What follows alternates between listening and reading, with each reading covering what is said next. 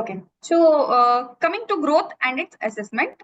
So now we should know what is growth and what is development. I'm sure all of you use these words interchangeably. Growth and development mean the same for most of the undergraduates, but it's not so. So growth is more of a physical parameter, whereas development is more of a functional or a maturational thing. So that means growth is just physical increase in the size. For example, if the weight increases, the length or the height of the child increases, that is growth. Whereas development is along with increase in the weight, child has started to roll on now. Child has started to crawl further. It has started to stand. It has started to talk. So basically a lot of functional maturation for which CNS is the key factor is development. So to be more precise, growth is just multiplication of cells and increase in the intracellular matrix. It is more quantitative, whereas development is more qualitative product. Now, like already discussed, development is a process of functional and physiological maturation. When there is growth, if the organ doesn't mature, then that means there is a delay in development. So that is exactly what is developmental delay. The kids of which we deal with, it will be dealt further in detail. So to define development, you remember it as process of functional and physiological maturation along with progressive increase in skill and capacity to function, which is intricately related to the maturation and myelination of the nervous system. Hence, this is qualitative. And both including, this even includes the emotional changes that happen in adolescence period, the psychological changes, and even the social changes. So that is development. Now, why both of these things is very important for us? Because this is one thing which is different from medicine. It's not adults don't have this growth and development as their part. And if growth and development is normal, it indicates that the overall well-being of the child is going fine. And we all know kids are the future citizens of our nation. So having a good growth and development in kids or the pediatric population will make sure that our nation's economy will be stable. So now what are the factors which affect growth? Broadly, you can remember it as prenatal and postnatal. That means growth starts from the stage a ovum is. Ovum becomes a zygote, zygote becomes an embryo, embryo then becomes a fetus, then a fetus becomes a newborn which is delivered. From the newborn stage, it becomes an infant, infant to toddler, toddler to a preschool child, and then a school-going child, then a adolescent, and then finally enters into the adulthood. So the growth and the development of the child depends from the zygote stage. So the quality of the ovum and sperm also determines how the child grows. So that is why broadly it is divided into prenatal and postnatal factors. Now in the prenatal factors, we know that mother and child is one unit. So there is mother, there is placenta, and then there is fetus. So depending on what are the causes, depending on which part of this duo is affected, there are different causes. So there can be problems in mother, there can be problems in placenta, there can be problems in the fetus, its chromosome level, that is the genetic level. Or the other spectrum is the postnatal causes. In postnatal causes, it depends on what is the gender of the child. Generally, boy babies grow taller than the girl babies. Genetic composition of the child, the environment in which the child is growing, the hormonal issues, and the social factors also determine how a child grows. So we'll just go into a little details of this because this is anyways, guys. Coming to the maternal factors. Now, what maternal factors will determine the growth of the fetus? If mother has poor nutrition, if mother has anemia, or if she is a teenage pregnancy, or it is a late pregnancy, that is a elderly pregnancy above 35 years of age, or if it is a high parity, that means there is repeated pregnancies that is happening because of which mother is not able to recover to her general health. A mother who is consuming alcohol, drugs, or any substance abuse is there. Or once the mother gets pregnant, if she gets pregnancy-induced hypertension, that is PIH, or there is gestational diabetes, diabetes because of the hormonal changes of pregnancy, or if mother has any chronic disease, or if it is a TORCH group of infection. Now, TORCH has been changed to STORCH. It is STORCH because syphilis is on rise. Now, the S of STORCH is syphilis, T is toxoplasmosis, O is others, R is for rubella, C is for cytomegalovirus, H is for herpes. So any group of these infections during pregnancy can have its adverse effects on the child. Plus, if it's a multiple pregnancy, because the womb is small, there is no complete growth, and that also can have problems with growth of the child. So these are the major maternal factors. Next, coming to the placental factors. Now, placental factors, basically it is how good the placenta do we define? If there is a increased villus surface area. That means in the second trimester of pregnancy, if the placentation occurs properly, then there will be a large surface area. Because of the large surface area, there is very less diffusion distance. There is increased dilatation of fetal capillaries. And because there is dilatation, there is reduced resistance also at the vasculature level. So if all these 4 criteria are met, then the placenta is supposed to be a healthy placenta.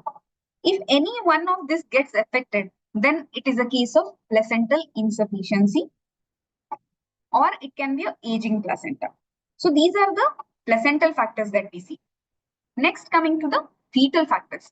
Now, in fetus, there are hormones or there are factors which increase growth.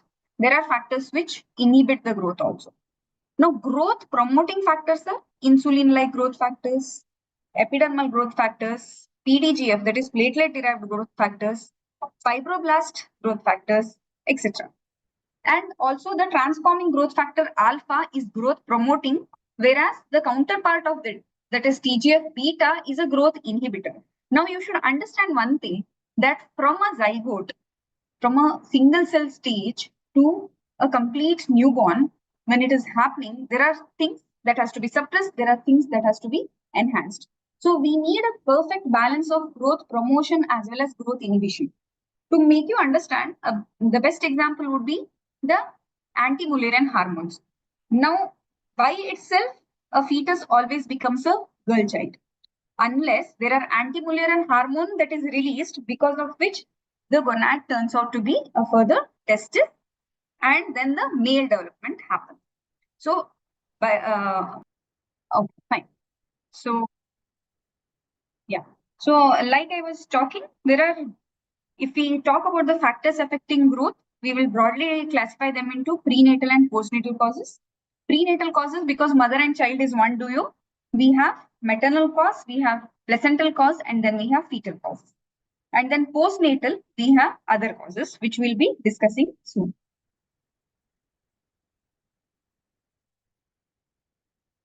Yeah. So next, coming to the maternal factors. So what all things in the mother will affect the growth of the fetus and the newborn?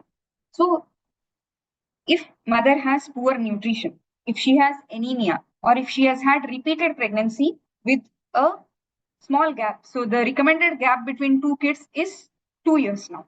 So if she has repeated pregnancies, or if she's a teenage pregnancy, a pregnancy below 18 years, or if it is an elderly pregnant having a pregnancy above 35 years, both of these are risk factors. Or if she's having substance abuse like tobaccos, drugs, or alcohol. The other group of maternal factors is when she has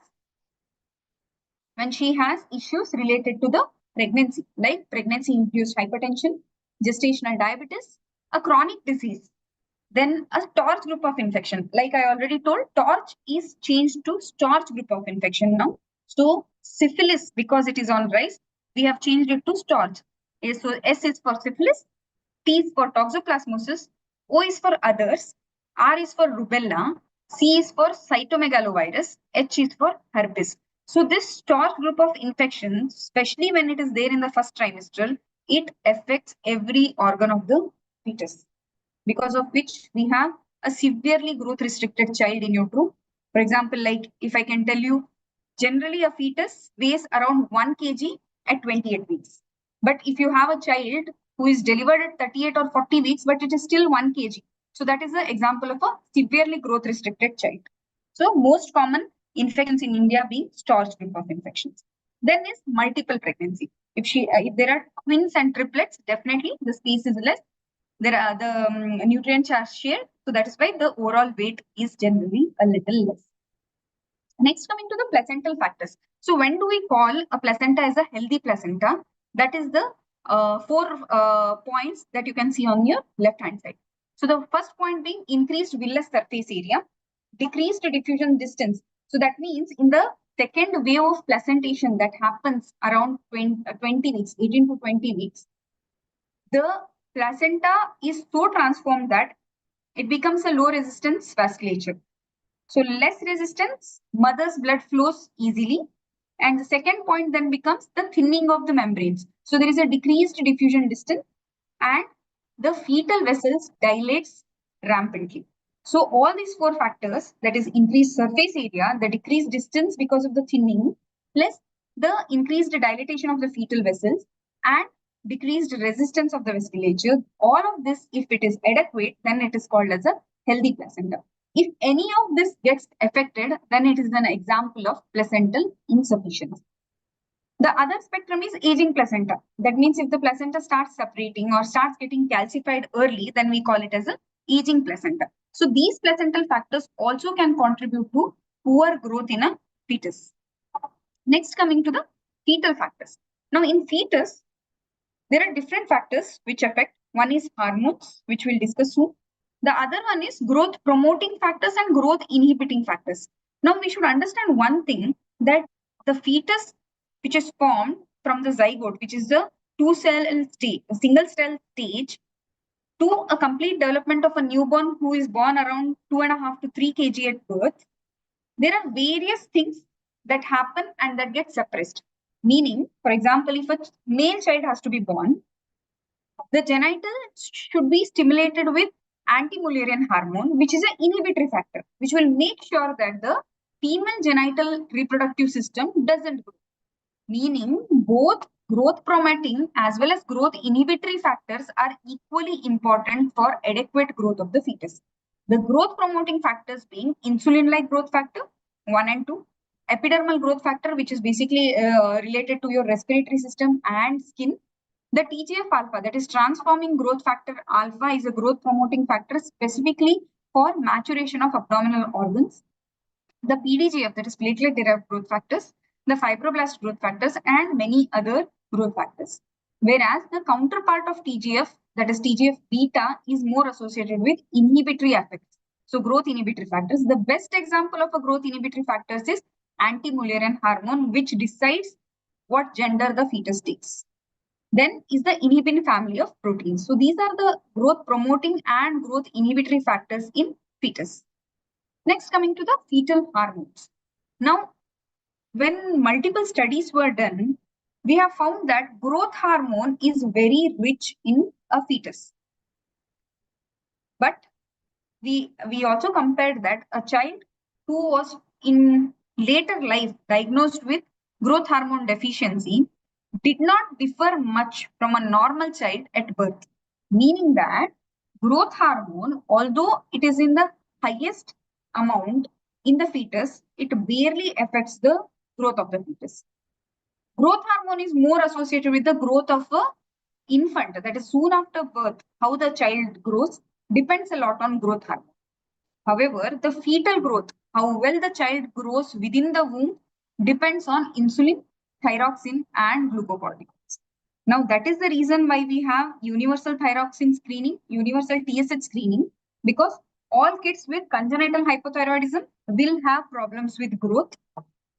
And even insulin affects a lot. That is why we have good accretion and differentiation of tissues because of these hormones. And glucocorticoids help in maturation of the hormones. Now, the best example for glucocorticoids, what I'll give you is for a preterm birth. Generally, if a mother gets preterm labor, then we give her 2 to 4 shots of glucocorticoids, either dexamethasone or betamethasone, to help in maturation of lungs, brain, and GIT. So it helps in the maturation of the organs. So these are the fetal hormones which actually affect the growth of the fetus. Next, coming to the postnatal factors. Now, postnatal factors, it can be genetic makeup of the child or the environment in which the child grows. Now, genetic makeup is if we have tall parents, we have tall kids. If the head circumference of the father or mother is big, generally we have kids with larger heads also. So these are the examples to tell you that the parental makeup or the parental traits matter a lot. Even we all know that our hair pattern, the baldness or the hair pattern also is genetically affected. We always go by our parents' traits. Gender. So the gender example is, we all know male or the boys generally grow taller than girls. So that's the best example you can give for gender. Then is race. We know that Caucasian or our Southeast Asian race are generally shorter as compared to the Western population. So these are the genetic makeups which affect the growth of the fetus and thereafter also even after the birth. Now the environmental factors which affect the growth of the child are the home environment, depending on the socioeconomic status. There are different set of problems that low socioeconomic status and higher socioeconomic status or the higher class face. Most common problems are seen with nutrition, infections, and toxins. So generally, lower socioeconomic status, nutrition is poorer. That's why we have so many severe acute malnutritions and moderate acute malnutritions in lower socioeconomic status. Whether the other spectrum is the rich class end up having obesities. So obesity is the rising pandemic that we have, and it is very commonly seen in India now. So the infection part, infections are more in lower socioeconomic status. In a higher socioeconomic status, it is comparatively less because the hygiene is better. Next, coming to toxins. Now, toxins depends on the food habits and the place or the residence place where the child resides. So, if a child is seen near factory areas where there is a lot of fumes, and all the risk factors for pneumoconiosis or the lung-related infections that are seen, then generally these are the babies who have chronic lung disease also, and because of which they have poor growth. Next, coming to the emotional environment. Now, emotional environment is a growing topic. So whenever nutrition was discussed or growth was discussed, people focused everything on nutrition, saying that if the food intake wasn't good, that was the reason for poor growth. However, emotional environment has proven that placing the child in an emotionally healthy environment itself is enough to have a good growth. Like of late, we have seen kids not able to grow well or with poor weight gain when parents don't give attention to them. They are the ones who are taken care by nannies or midwiferys. So these group of kids also have poor growth. So the emotionally stable environment also affects all the hormones of the child, thereby affecting the overall growth of the child. Next, coming to the hormonal factors. So the most common two hormones that are affected with the that are responsible for the growth of the newborn and in the pediatric population is growth hormone and thyroid hormones. So if we have a congenital hypothyroidism, that child grows very slowly and stunting is almost known in them. So similarly with growth hormone failures, growth hormone deficiencies also we see failure to thrive and stunting as their presentation. And social factors like already discussed. Do you have any doubts here? Am I audible?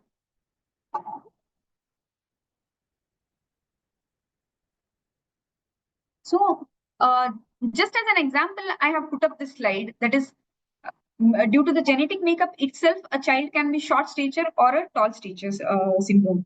So genetic makeups like Down syndrome, Turner syndrome, Noonan syndrome, irrespective of however good nutrition you give, these kids will remain short or they will remain stunted. So meaning the genetic makeup is also equally important. That is why of late we have come up with their own personalized growth chart. There is a separate Down syndrome growth charts that are available to monitor the growth of Down syndrome. When coming to the tall stature, although clinically is generally not a problem unless it is endocrinal issues. So generally no kid is got to us by the complaint that he's growing excessively tall. They come only when they have other associated problems. So best examples for tall stature syndrome is Klinefelter and Marfan syndrome. So this is the overall picture of how the fetal growth is affected. You can see in one limb, this is the fetal growth. So in one limb, we have insulin-like growth factors, insulin giving rise to the impacting on the growth. And this is the growth hormone which is affecting the growth of a newborn. So post-birth, this is the one which takes the upper hand, whereas the fetal growth depends on this limb of the growth. So next, coming to the most important question that is asked by all of the professors, that what is loss of growth and what is loss of development? Now, loss of development, there are 6 different laws, whereas loss of growth is just 3.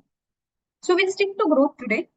Growth and development both are a continuous and a orderly process. That means the growth and development starts from a zygote stage till the child is born, till the child is mature, almost reaching up to 18 to 25 years of age. Recent studies have even shown that CNS growth or CNS maturation of the processes continues till 40 years of age as well. The second law of growth is growth pattern of every individual is unique.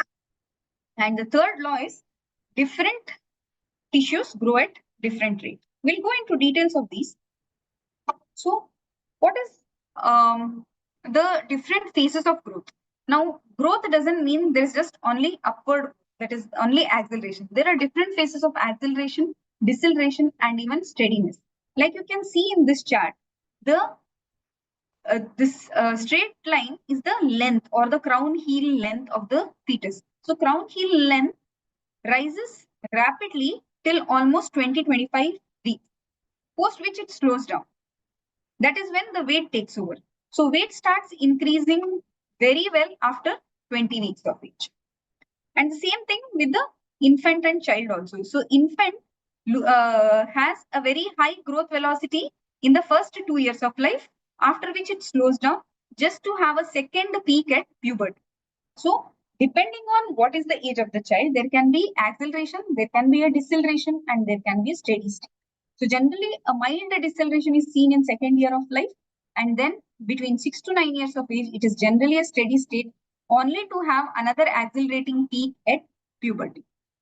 So this is called as the ICP model, that is infant, child, and puberty model. So if you want to divide growth into 3 phases after birth, then it is an infant phase, then it is childhood phase, and a pubertal phase.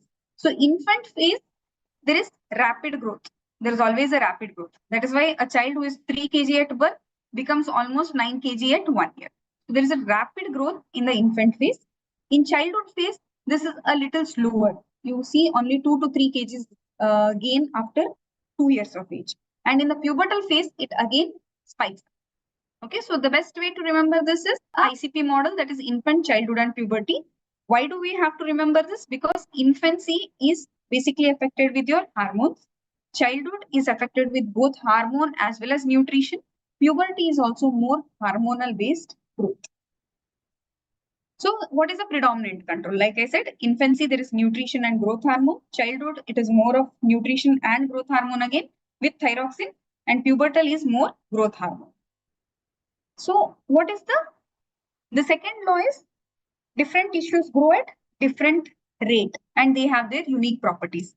But although all tissues are different, there are few common things between all the tissues. The first common thing being the growth always proceeds from cephalocaudal. That means from head to caudal area. So that means head control happens first, then the child starts sitting. So this is the best example for development, but you should understand that before development, there will be growth of that area.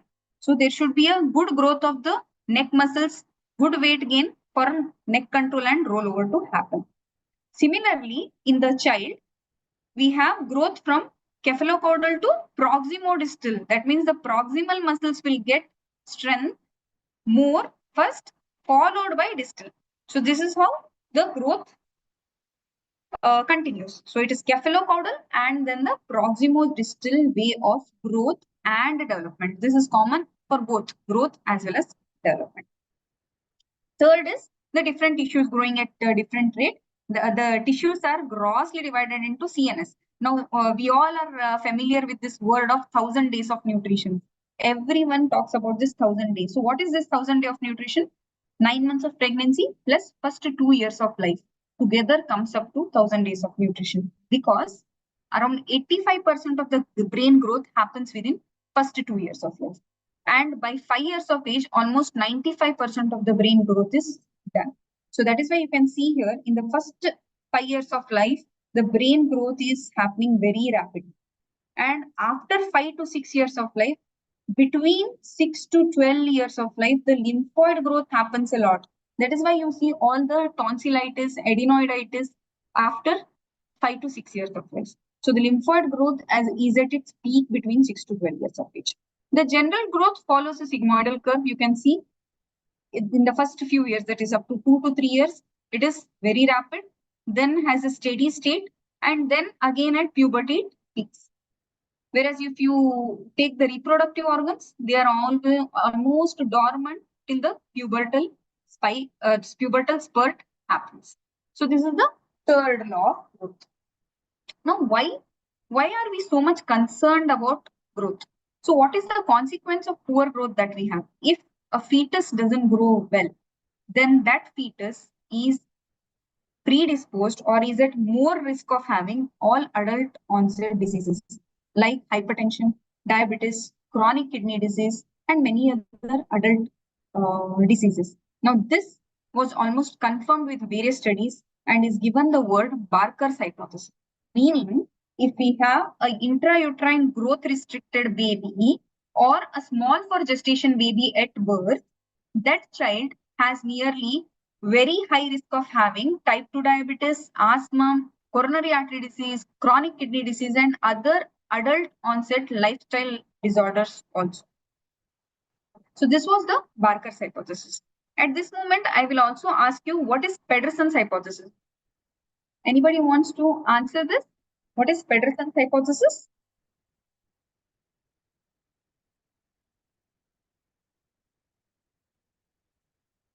Okay.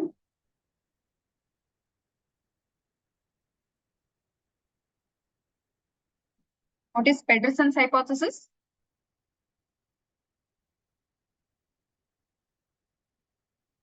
Anybody wants to give a try? You're clear with the Barker's hypothesis, correct? I think more interactive it gets, more better discussion happens. So you can always answer.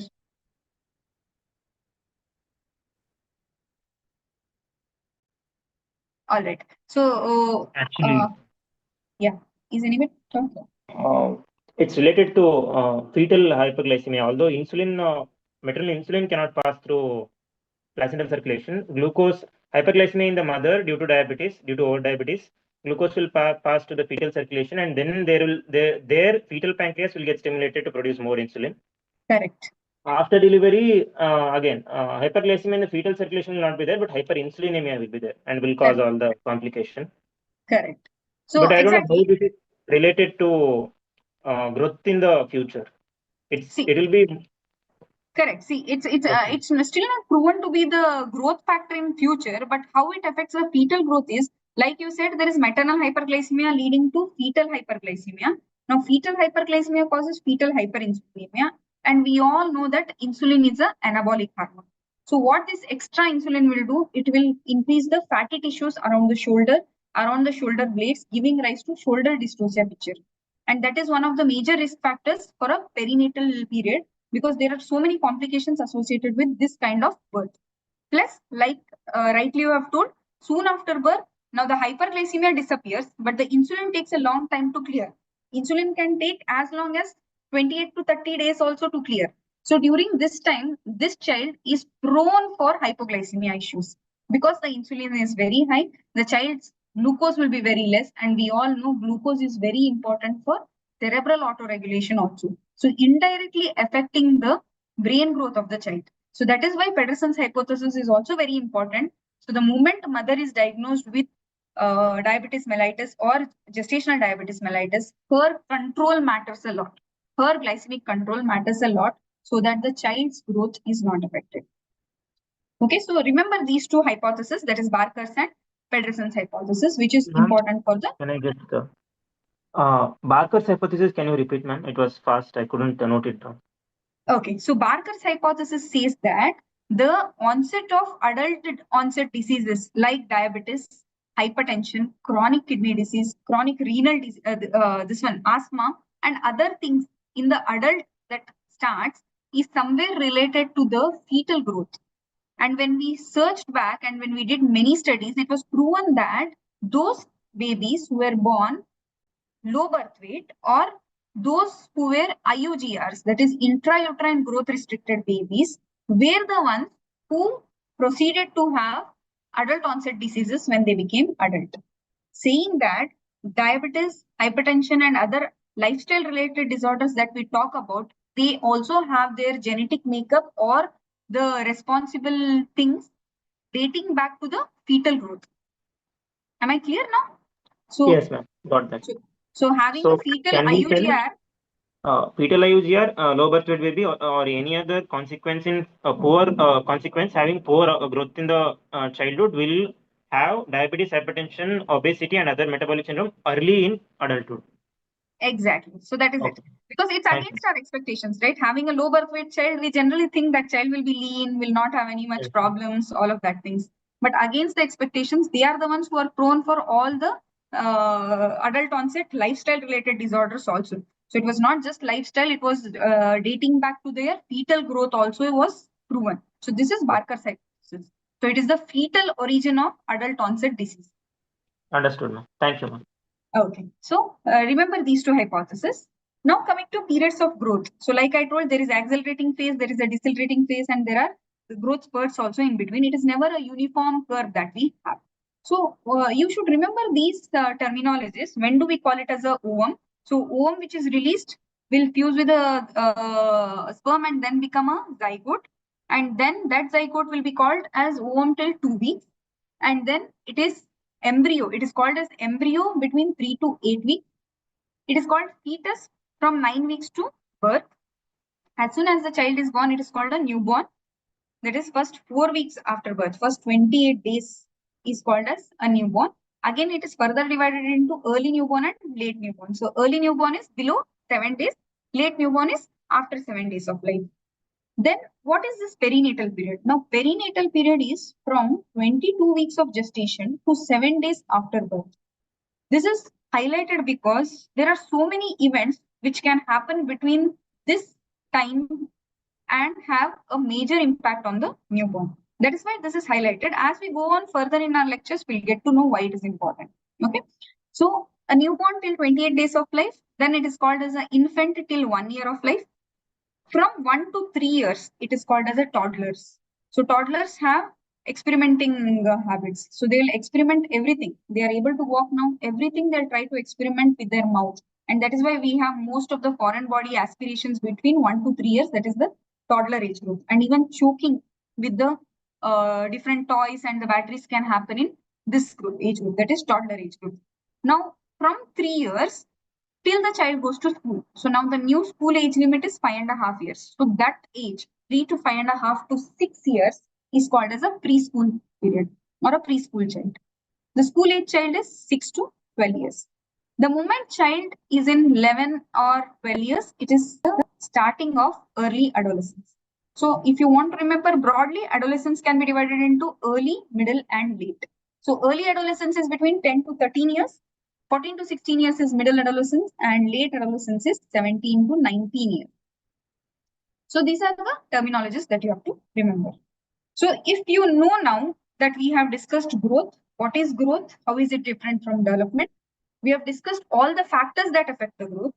We have discussed loss of growth and we have discussed the terminologies associated with different phases of life indicating the growth. Okay. Now we'll go to assessment of growth. So how do we assess that the growth is normal, it is less, or it is more? So for that, we have different parameters.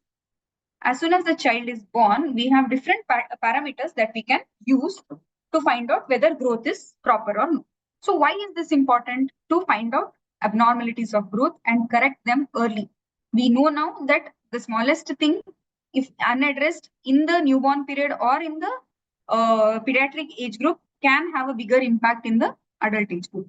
So to monitor that and address properly, and to monitor the nutritional status of the child, to take to track effective intervention, whatever intervention if we have given, is it adequate or no? To find out that, we have to do growth monitoring. How do we monitor and how frequently do we monitor? So this time of monitoring depends on our spurts again. So we all know in the first 2 years, the growth is very rapid. And we also have many immunization schedules. We have so many vaccines that have to be given. So that is why the monitoring is more frequent in the first 2 years. So for every immunization contact, we do weight, length, and head circumference. So at birth, at 6 to 10, 14 weeks, then at 9 months, at 15 months, and at 18 months. And the additional visit at 6 months is also advised but not compulsory. Between 2 to 8 years, we know it is a little steady pace of growth. So there we expect at least 6 monthly monitoring of the height and weight. And if possible, we can even start doing SMR staging. SMR is sexual maturity rating because of late we are seeing very much precocious puberties are rise. So we even do SMR staging for every child beyond 5 years of age. Then between 9 to 18 years, there's another spurt that happens. That is why we have, that is the pubertal spurt. So we expect at least annual assessment of height, weight, and BMI so that we detect short stature, obesity, and underweight problems very early. So this is how we monitor the growth parameters. Now, you have to grossly remember it as how do we monitor below 5 years? How do we monitor above 5 years?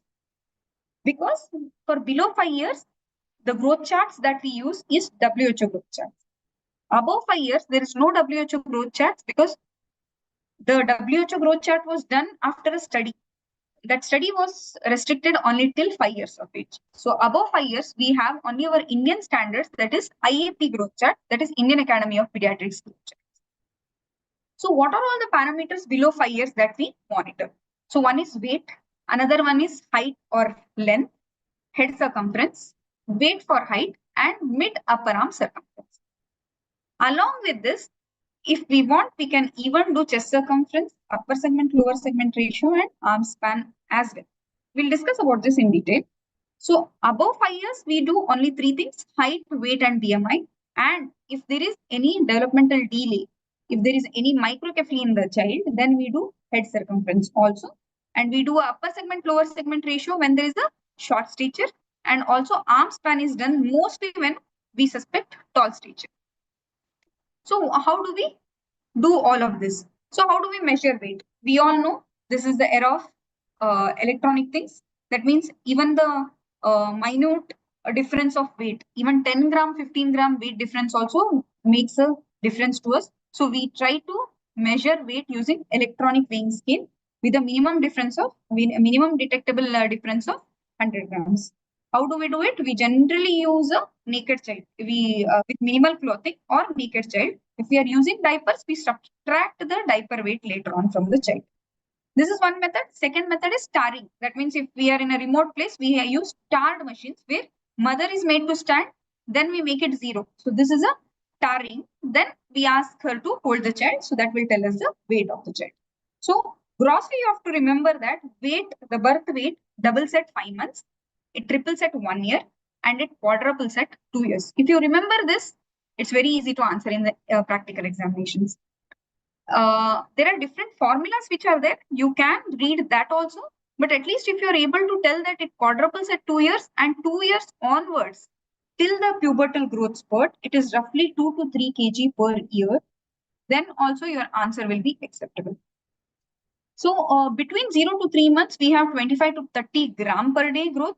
And between 4 months to 1 year, we have 500 gram per month, 400 to 500 grams. So this roughly comes around 900 grams. So around 800 to 900 grams of weight gain will be seen in first 3 months. And then on, it is exactly half of it. So around 400 to 500 grams every month till 1 year of age. So that is why we have tripling at 1 year, quadrupling at 2 years.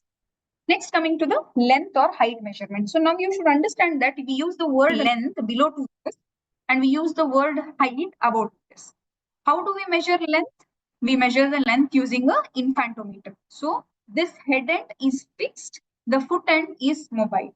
So we make the child sleep with the fixed, with the head at the fixed end, and this is a movable end. Then we try to straighten the leg. It is not compulsory to straighten both the legs. We can just straighten one leg and move this placard and finally measure the length of the child. So this is for below 2 years. And if it's a above 2-year-old child, we use the instrument called as stadiometer. So what measures you should take to measure the accurate height? So first thing is, child should stand with feet close to each other and 4 points of contact with the wall or the stadiometer. Now, what are the 4 points? Like you can see in this image, it is occiput, shoulder blades, the buttock, and the heel of the child touching the stadiometer or the wall. The second point is the Frankfurt plane. Now, what is the Frankfurt plane should be parallel to the ground. That means the child shouldn't be flexed, having a flexed neck or an extended neck. So to make sure that is followed, we use the Frankfurt plane parallel to the ground. Now, what is Frankfurt plane? It is the line joining from the upper margin of the external auditory meatus to the lower border of the orbital margin. So if this line is parallel to the ground, then all these 4 points touching the wall, that is how you measure the accurate height. And then you move this bar down and to see the accurate height. So these 2 points have to be followed to measure the height properly. Now, how does height grow? So you should know that at birth, the child's length is around 50 centimeters. 45 to 50 centimeters is the length at birth. At 1 year, it is plus 25 centimeters. So at 1 year, the child's length is around 75 centimeters. And at 2 years, it is half of 25. That is plus 12.5. That comes around 87.5 centimeters at the end of 2 years. Between 2 to 3 years, again, it is half of 12.5, which is around 6.5. So it comes around 94, 95. And in the last 1 year, it again grows. Last 1 year, the 4th year, it grows again another 6 centimeters to reach 100 centimeter at 4 years. That means the length doubles at 4 years, whereas the weight doubled at 5th month. So that's one thing, easy way of remembering the growth of length. If you want to remember it more accurately, these are the height velocities that you have to remember. That in the first 3 months, it is more, that is 3.5 centimeter per month. And then next 6 months, it is, you can remember this as 4 and 2, half of it, and then goes on reducing by 0.5 centimeters. You can use Veitch's formula also to measure the expected height. So that is your second parameter. Then coming to the third important parameter, that is head circumference. Now, while measuring head circumference, you should use a non-stretchable tape, and you should use by cross tape method. Cross tape method matlab, you have to cross the tape so that even the hair is compressed and not just approximating the ends. And you can see the tape is at 2 prominent position. One is the occiput and just above the eyebrow and glabella. So these 2 points should be covered and it should be cross-taped to compress the hair and avoid errors in measuring. The best time to measure head circumference is at discharge. So just before the newborn gets discharged, you have to measure the head circumference. Now, how does head circumference grow? This is also very simple to remember. First 3 months, it is 2 centimeters per month. Now, head circumference growth pattern is very important because we all are concerned about brain growth in the first 2 years. So remembering this is very important. So you just remember in the first 3 months, it is 2 centimeters per month. In the next 3 months, it is 1 centimeter per month. In the next 6 months, it is 0.5 centimeters per month. And then on, it is just 1 centimeter per year till 2 years. And then above 2 years, it is roughly around 0.5 centimeters per year. So the head circumference at birth is around 35 centimeters. By 5 years of age, it roughly reaches adult size of around 48 to 52 centimeters. Not 12 years, it's 5 years of age. By 5 years of age, 97% of the brain growth is complete. And like I told, by 2 years, it is 80% of the brain growth. That is why in the first 2 years, the head circumference is faster. So this is how head circumference. Now, at birth, we also measure chest circumference. This is optional. So why do we measure chest circumference? To make sure that head circumference is only more than chest circumference. If this is there, that means it is a normal fetal growth. By 9 months to 1 year, we have head circumference is equaling the chest circumference, and above 1 year, it reverses. That is chest takes over, chest growth increases than head circumference. Now, if any of this relation is disturbed, that means there is problem with growth. So here it is fetal growth problem. Here it will be the malnutrition that has set in the child. So what is mid upper arm circumference? Okay. So why is it important? Now, mid upper arm circumference is a age independent factor. That means between 1 to 5 years, this doesn't change. Then why are we measuring it? It tells us the nutritional status of the child, because from 1 year to 5 years, slowly the fat content of the hand is replaced with the muscle. So whether this replacement is happening properly or no is told to us by mid upper arm circumference. Now, as the word itself tells, it is midpoint of the upper arm. That means this arm ka midpoint we take, and then we use the measuring tape. Again, by cross tape method, we do the circumference check. So there are two steps. First thing is you should plot the midpoint of the upper arm, and then you have to measure. So to point the midpoint of the upper arm, you should ask the person to the child to flex the arm, so that the acromion as well as the olecranon becomes prominent. You have to remember one more thing, that acromion is a little posterior. It's not anterior. Most common mistake that all UGs and PGs do is they measure it from coracoid. Coracoid is the anterior process. The acromion is a little posterior, and to make olecranon prominent, we should flex the arm. In this position, we mark the midpoint, and at the time of measurement of the mid upper arm circumference, child should have a extended arm. That means the arm should just be lying by the side to measure. So both these position changes is very important while measuring the mid upper arm circumference. Now, what is Shakir's tape? Now, Shakir's tape is used by our Anganwadi teachers and Ashas in field work. This is a tape which is a color coded tape. So there are three parts of the tape. One is red, one is yellow, and one is green. Like we all know, green is the safe part. That means when the Anganwadi teacher measures it, if the measurement comes in green area, it is a normally developed child. If it comes in yellow area, that means child is falling into the pit of malnutrition, should be evaluated. If it comes into the red zone, that means the child is already malnourished. Now, what are the measurements which are like, the cutoffs of these red colors?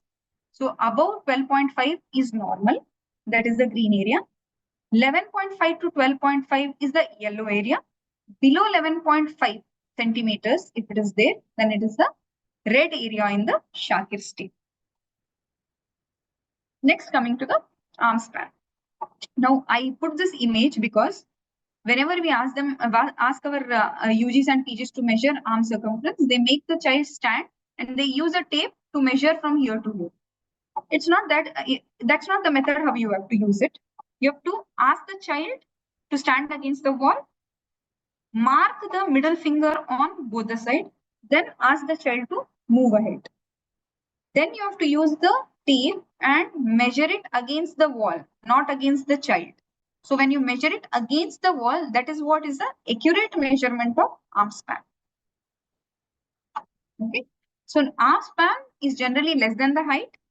Around 10 to 12 years of life, it equals, the arm span and height equals. And about 12 years of life, arm span will be more than height, but it generally is never more than 3 centimeters. So this relationship you should remember, because this will help you in diagnosing Marfan syndrome later on. Now, this is one more growth parameter that has to be assessed. That is skinfold thickness. So this skinfold thickness is measured using calipers, which is called as Harpendon's caliper. And to your surprise, I think you might not be knowing that there are separate WHO growth charts to quantify the skinfold thickness also. So just like how we have growth charts for height, weight, and BMI, head circumference, we have a separate growth chart for skinfold thickness also. So where do we generally measure skinfold thickness? These are the 4 places we measure it. One is biceps, triceps, suprascapular area, and the subscapular area. So these are the 4 places where we measure the skinfold thickness. Next, coming to the adolescent growth spurt. So this was just a extra thing that I had added, because you have to know that in the early, middle, and late different phases of adolescence, the height spurt or the height gain is maximum in the middle adolescence. That is when the growth spurt happens.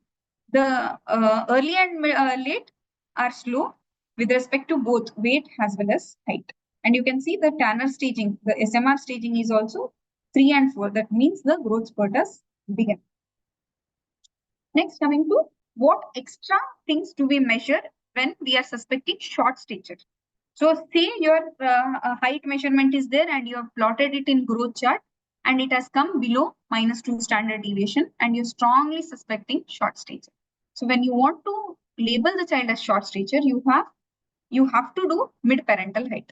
So mid-parental height formula for boys is maternal height plus paternal height plus 13 whole divided by 2. For girls, it is written wrong here. It is -13. For girls, it is -13 whole divided by 2. Now, this value gives us one number. Say it has given us some number like 150 centimeters. So now that 150 centimeters plus or minus 8 centimeters becomes the new centiles of the child. I'll show it in a growth chart to you. So now this is a IFT growth chart. This is the weight centiles. This is the height centile. Now there are different centiles like you can see. In the newer growth charts, we have 3rd centile, 25th centile, and different centiles. Okay, so if a child has come to us and it is somewhere in the lower centile because of which I am strongly suspecting short stature, then what do? I calculate a mid-parental height. I measure height of both parents and then I come to a mid-parental height of say 158 centimeters. And to tell 158 centimeters is not range, right? So we have only one value. We have to always talk in terms of range. Now the range is 3rd centile and the 97th centile for that child. So that is derived by plus or minus 8 centimeters. So I gave you the example of 158. So 158 plus 8 is 166. So 166 is the upper limit that the child will reach. 158 minus 8 is 150. So the lowest the child will reach is 150. So the child's final height at 18 years will be 150 to 166 centimeters. Is that clear? No, ma'am. Actually, this mid-parental height I didn't get, ma'am. Okay, the target range is 150 plus or minus 8. Huh? Correct. See, whatever value we get, say there is a boy baby Yes, whose mid-parental height by this formula we got around 150 centimeters. Okay, so 150 centimeters will be a whole number. So you expect the child's mid-parental height is 150 centimeters. But you can't be sure that 150 we achieve hoga. So you always talk in terms of range, correct? So for that range to be there, you talk in the range of 3rd centile to 97th centile, which is your plus or minus 2 standard deviation. To get these 3rd and 97th centile, that mid-parental height plus or minus 8 centimeters you do. So plus 8 centimeters will be 158 centimeters. That means that child will have a maximum height of 158 centimeters at 18 years of age. Minus 8 will be 142. So the child will have a minimum height. The least height that you expect for that child will be 150 centimeters. So that will be your new centiles for that child. Meaning, basically you have personalized the growth chart for that. So this growth chart that you can see in white, this is for 95% of our population. But this child is the special one who is out of this 95th centile, 95% of our population, whose growth is different, but is upgoing.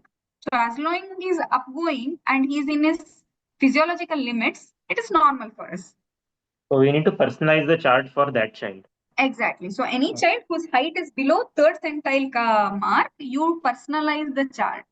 So you personalize the chart by measuring mid-parental height and then giving a target height of plus or minus 8 centimeters. So now when you do these, new lines will come. And if the height of the child is below the new line also, then it becomes a pathological stature. But if the baby's height is within the new centiles, then it becomes a familial stature. Clear? Yes, ma'am. But clear, ma'am. But one thing, one more doubt is, let's say a child 15 years of age comes with some complaint in OPD. We observe that he's short to his height. So we collect this parent, maternal and paternal height, do this formula, we get the total height, and by the time of 18 years of age, he has to be in that range. That is the logic. Huh? Correct. So say now, see your person has come at 15 years of age. Say this is his centile. This black thing is his new centile, and that means it is his personalized chart. Okay, matlab this 97th centile is here for this child. Okay, so it is at 166 centimeters. Now, the child at 15 years should be between this only to tell it as familial short stature, which doesn't need treatment. But if this baby's height, instead of being in this area, it is here, that means it is pathological short stature. Then you will have to evaluate that child, that it is not familial or the genetic trait of the child, but it is something more to it. Thank you, ma'am. Understood, ma'am.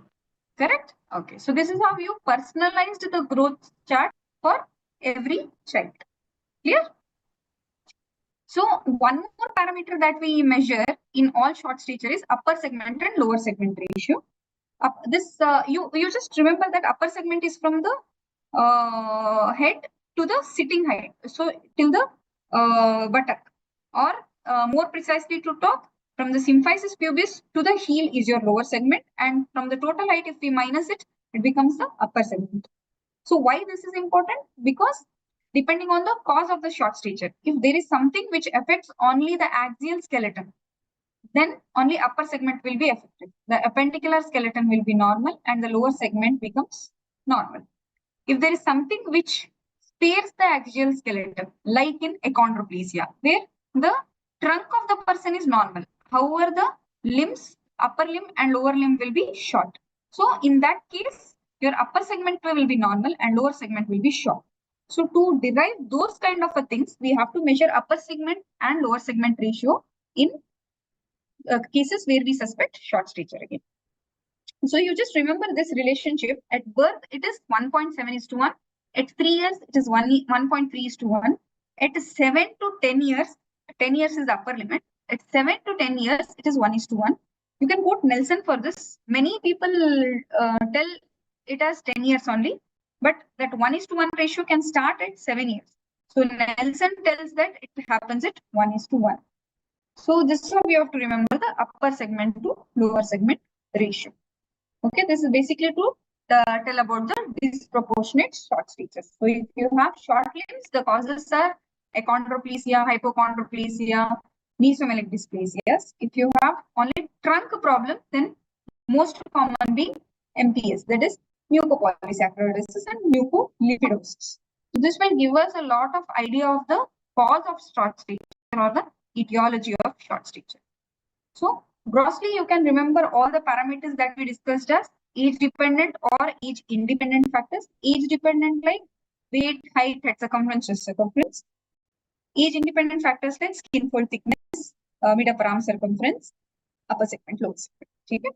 So you should know why did we measure all of this? Because we have to plot and see whether it is normal for that age or no. So how did we come to a derivation that it is normal or abnormal? We did multiple studies and we derived this into growth charts and growth tables. Now growth charts are this way, they look this way. So how did growth charts come into existence? So WHO did a study including some 6 countries, which was called as multicentric growth study, and they came to they derived from that study multiple growth charts of height, weight, head circumference, and weight for height. But the study was only till 5 years. So the IAP studies confirmed the growth charts from, designed the growth charts from 5 to 18 years of age. So thumb rule, for all kids below 5 years, you use WHO growth charts.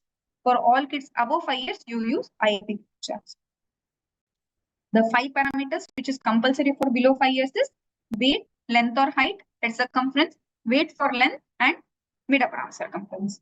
For above 5 years, we do height, weight, and BMI, which is compulsory. And then depending on the case, we do other parameters.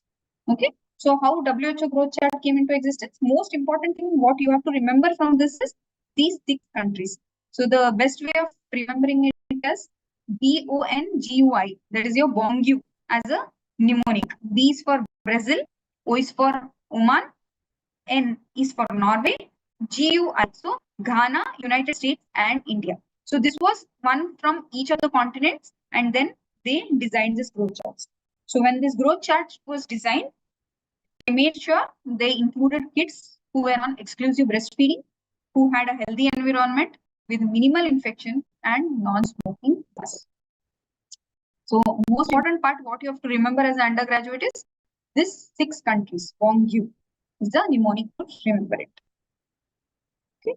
So next, coming to the interpretation. So when you plot, how do you interpret the growth chart? So the interpretation can be done both from table as well as WHO growth charts, both of which are available in your guide textbook. So whenever weight is less than -2 standard deviation, or it is less than the 3rd centile. Now you remember one thing, when it is table, it is standard deviation. When it is growth chart, it is centile. So for example, if I show you here, you can see this is 3rd centile, this is 97th centile. Now 3rd centile corresponds to 2nd standard deviation, -2 standard deviation. 97th centile corresponds to +2 standard deviation. But if you're referring to a chart, you have an extra advantage that you even see a -3 standard deviation to quantify the gravity of the situation. For example, you see this chart. So whenever a child's weight is less than -2 standard deviation, you call it as underweight. So you can only diagnose underweight in growth charts. But if you refer to a table and you see that the value is less than -3 standard deviation, you can even diagnose severely underweight. Similarly, for the length, you call it as stunting and severely stunting. And when it comes to weight for length, that is when you use the word wasting and severely wasting. Please don't use these words for weight. So weight ka impression is underweight or severely underweight. Impression of having less height below -2 standard deviation is stunting and severely stunted. Weight for length is wasting and severely wasted. Okay. And when it comes to BMI, you again call it wasting and severely wasting for above height. So when you have a reading of weight for length more than +2 standard deviation, you call it as a overweight. And if it is more than 3 standard deviation, you call it as a obese. So the same thing in growth chart of BMI, you have more than 85 centile in BMI growth charts, 85 centile as a risk factor for overweight, more than 95th centile quantifies to be obesity. Okay, so this is how you plot and interpret your growth chart. Okay, so this was just an example. This is also a little more. So here I have a 6-year-old child whose height is 102 centimeters. So you can see it is below the centile. This is the old chart. So below 3rd centile, saying that he is stunted. Okay, and his weight is adequate. So weight is more probably. Okay, centile at 8 years of life. That means his weight age is 8 years. So whatever is plotted, trace it back to 50th centile. So the height is 102 centimeters, corresponding to 50th centile at 4 years of age. So the height age is 4 years. So this is just one extra thing that I've added so that it becomes easier for you to understand why growth charts are important. It just doesn't tell us the chronological age. It will tell us the height age. It will tell us the weight age. And if height age is less, that means there is chronic malnutrition that is seen in this child. Okay. So this is how we interpret growth charts. I've just told you the basics of growth and growth interpretation today. The pathological aspect or clinical aspect, that is short stature and obesity, we'll discuss further in different classes. Okay. So any doubts so far?